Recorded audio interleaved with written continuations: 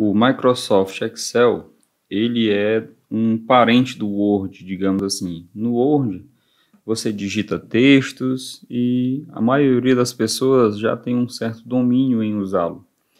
E o que é o Excel? O Excel é o programa da Microsoft utilizado para realizar cálculos, tá? Planilhas, é uma grande matriz, uma grande planilha. Então eu fiz aqui no Excel uma forma para calcular as raízes de uma equação do segundo grau, tá? Então eu vou lhe mostrar aqui o passo a passo antes de fazer as contas. Então aqui eu coloquei os coeficientes A, B e C. E aí você pode mudar o valor dos coeficientes de acordo com o que você tiver em mente. Você vai mudando os coeficientes e aí vai fazendo os cálculos possíveis, tá? Então, olha só o que acontece aqui. O valor de A, B e C. Aí aqui eu coloquei para calcular o discriminante. A fórmula do discriminante é essa, tá? E eu digitei essa fórmula nessa célula aqui, tá? Então, o que é que acontece? Perceba que quando eu mudar aqui o valor do coeficiente, automaticamente o delta já é recalculado. Botei aqui para 1, o valor do delta foi 5. Se eu colocar aqui para mudar o valor do B, estou recalculando o delta. Então, eu mudo aqui o valor do coeficiente e ele recalcula aqui para mim o delta. Se eu colocasse aqui menos 10, vê? Então, mudo o valor do coeficiente e ele calcula, vai fazendo os cálculos para mim, tá?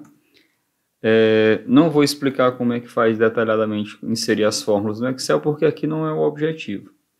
Aí o que é que acontece aqui? Achei o valor de delta. Então, o que é que acontece? Eu coloquei aqui, nessa célula aqui abaixo, a seguinte informação. Se o resultado desse daqui do discriminante for maior ou igual a zero, então a gente sabe que é possível calcular as raízes de uma equação de segundo grau. Se der menor do que zero, ou seja, se der negativo, não vai ser possível calcular as equações do segundo grau. Por quê?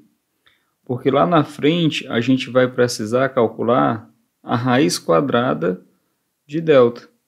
Ora, mas não existe raiz quadrada de número negativo. Logo, se o delta for negativo, não dá para calcular as raízes da equação.